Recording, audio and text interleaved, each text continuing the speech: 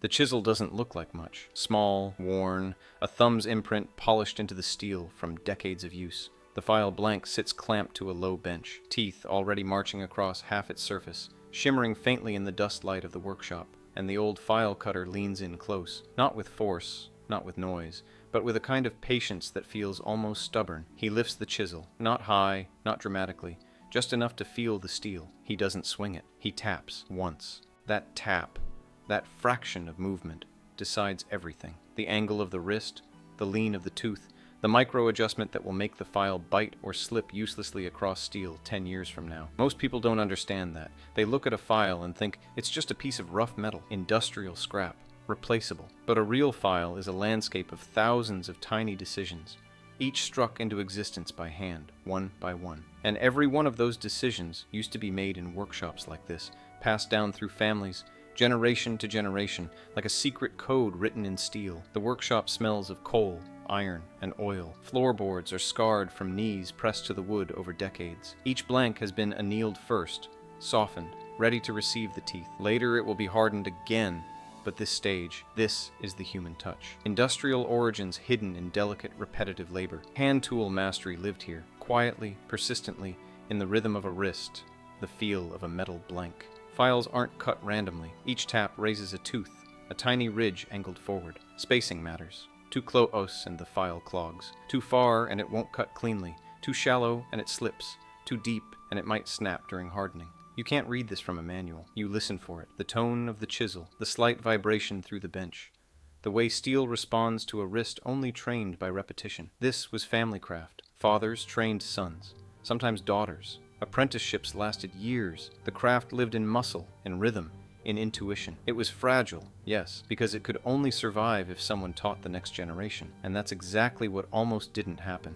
After World War I, families stopped training apprentices. Some fathers didn't return. Some workshops couldn't survive economic strain. Practicality replaced tradition. The rhythm broke, and mechanized factories were waiting. Machines that could stamp file teeth faster, more predictably. Uniform spacing, exact depth. No need for decades of training. Manual finishing declined. The delicate skill that once turned steel into a conversation tool was replaced with consistency and speed. And consistency, while safe, has no soul. It has no subtle variance that makes a file bite differently across metals, that allows it to sing softly against steel instead of screeching. There's a museum now, an untouched file cutter's workshop, frozen as if the last craftsman just stepped away. Bench low, chisels laid out, hammer resting where hands once guided it. Half-finished files clamped in place. Dust lies thick in the corners. Light falls across the teeth, showing their unfinished brilliance. It looks like the cutter might return any minute. He won't. The rhythm is gone. The taps and lifts and shifts that gave life to steel have vanished.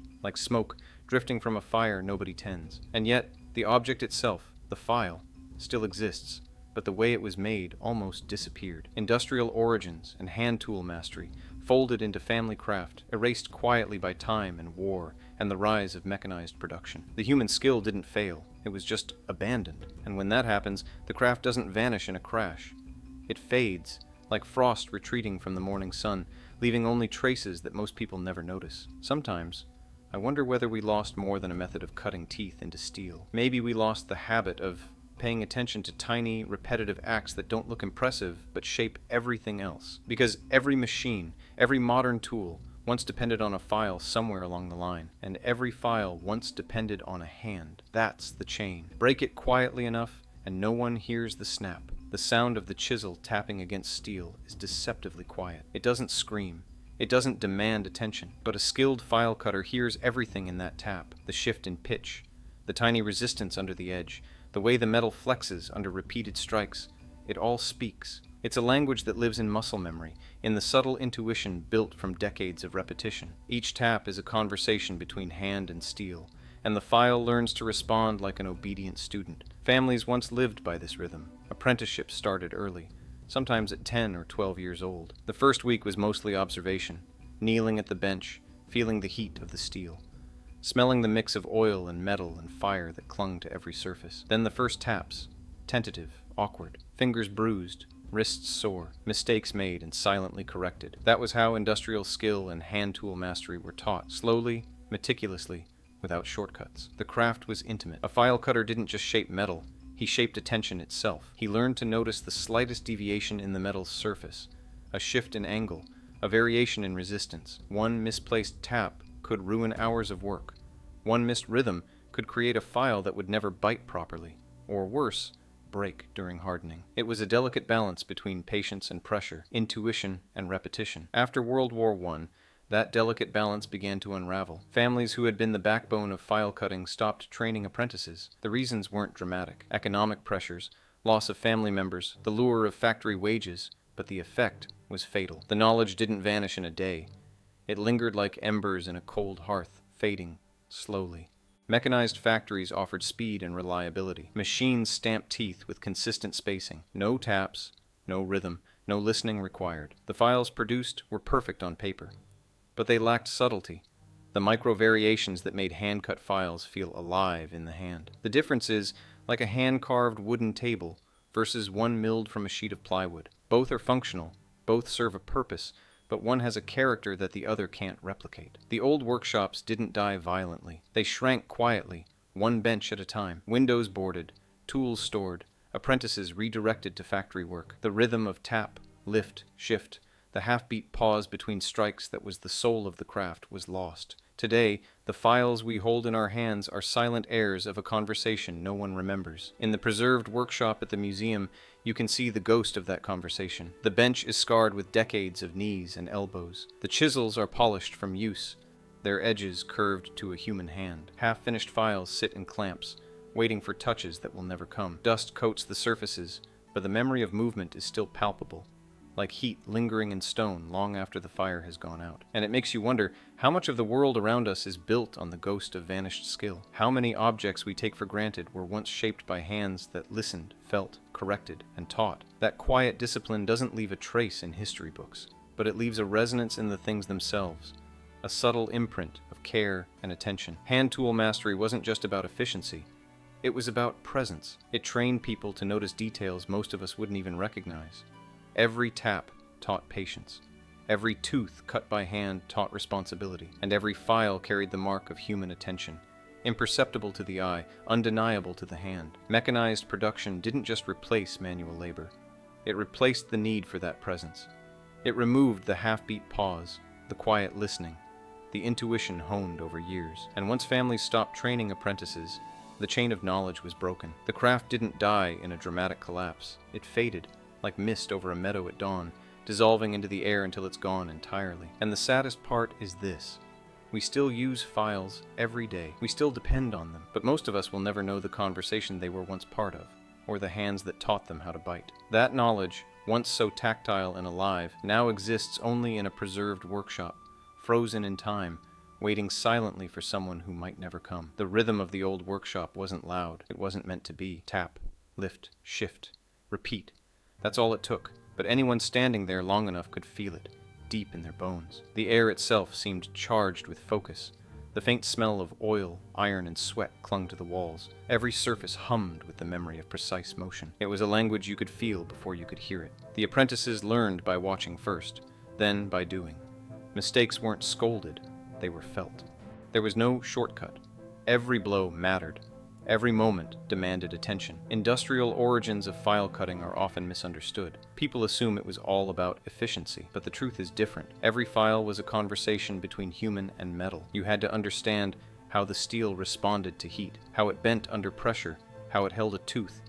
The hand guided the chisel, the steel guided the hand. Mastery existed in that exchange. Losing it was like forgetting how to speak a language your body had always known. After mechanization took hold, factories could replicate the output, but they couldn't replicate that conversation. Machines could stamp perfect teeth at a pace humans couldn't match. They didn't complain, they didn't tire, and they didn't make mistakes. In theory, it was progress. In practice, it erased intuition. Human skill, honed over generations, became optional. That's when the craft truly began to vanish. Families, already strained after the war, stopped teaching apprentices. The rhythm of tap, lift, shift, the patience built over years, the quiet observation that caught drift before it became a disaster, gone. The chain of knowledge snapped quietly. You can still see the echo of it in the preserved workshop. Half-finished files sit like ghosts in clamps. Tools lay in perfect order, as if the cutter had simply stepped away for a moment. Dust coats everything, Yet the essence of motion lingers. Look closely, and you can almost feel the hands hovering over steel. The split-second hesitation before a tap, the subtle correction of a tooth that will never be struck again. Hand tool mastery didn't just make files. It shaped the way people worked. It taught patience, precision, and responsibility. Every tap reinforced attention. Every file carried a fingerprint of human care. Losing that skill isn't just losing a method. It's losing a way of seeing the world, a sensitivity to small details that shape everything else. Mechanized factories replaced that apprenticeship with consistency. But consistency has a cost. It removes the need for listening, for watching, for feeling. The half-beat pause that once saved hundreds of blanks no longer exists. Mistakes are now prevented by sensors, not intuition. That invisible knowledge, the kind that lives in muscle and nerve, slowly fades. And the files themselves bear witness. They still cut. They still shape metal, but they no longer carry the subtle variations that made them alive. The human voice, the human rhythm, the human touch, it's all gone. Only the machine-perfect pattern remains, sterile and unfeeling. Sometimes, in the quiet of the museum, you can sense what's missing. The air is heavy with absence. The bench holds memories, and the chisels remember the weight of hands that guided them. You realize that the craft wasn't just about cutting metal. It was about cultivating attention, care, and subtlety. Qualities that have little place in a world obsessed with speed and efficiency. And you start to understand that what we call progress often comes at the expense of something fragile, delicate, and irrecoverable. The workshop waits, silent, complete, preserved, but empty. The pivot point came quietly, almost imperceptibly. Families stopped training apprentices. The rhythm of tap, lift, shift, the very heartbeat of the craft, skipped. The benches grew empty. The chisels rested. Steel cooled without the human touch that had once guided it. One generation decided that survival, stability, and speed mattered more than continuity. And just like that, the craft teetered on the edge of vanishing. It wasn't machines that killed it. Machines merely made the disappearance inevitable. Mechanized factories offered uniformity and speed, eliminating the need for intuition, observation, and patience. They didn't listen to the steel. They didn't feel its resistance. They didn't care about subtle variations that only a human could detect. They produced perfect files, yes, but lifeless ones, stripped of the tactile dialogue that had once defined the craft. Standing in the preserved workshop, you can see the ghost of that lost skill. The low bench, the worn chisels, half-finished files and clamps, they are all evidence of a practice erased by time, war, and progress. The air is heavy with memory. Dust hangs in shafts of light, but the quiet hum of motion, the subtle, almost imperceptible dialogue between hand and steel, is gone. The craft demanded attention. It rewarded patience. Every tap carried responsibility. Every tooth cut correctly prevented a cascade of failure in the years to come. It trained people to notice what most wouldn't, to respond before disaster arrived. And when families stopped teaching the next generation, that knowledge didn't just fade, it vanished. Modern files are functional. They cut metal. They shape wood. They still serve the world, but the files no longer carry the signature of a human hand that could anticipate, adjust, and correct. That silent conversation, the intimacy between maker and material, is gone. What survives is the object, the tool, but not the craft that gave it life. It's like a language that dies when its speakers stop passing it on. The words remain in dictionaries, in books, in recordings, but the living speech is gone. You can use the tools, admire them, even rely on them, but you will never hear the rhythm again. You will never feel the subtle pause before a tap, the instinctive shift of the wrist, the tiny micro-adjustments that made a file alive. The workshop in the museum is a time capsule, a monument to a vanished craft. It preserves the machinery, the chisels, the benches, even the half-finished files. But it cannot preserve the rhythm. It cannot preserve the intuition.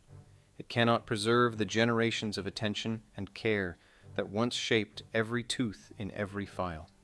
That knowledge exists now only in memory, in written accounts, and in the subtle patterns embedded in tools themselves, echoes of a craft that will never again be practiced in the way it was meant to be. And so, the quiet truth settles in. Hand tool mastery, industrial origins, and family craft, the very things that made files more than mere tools, have almost vanished.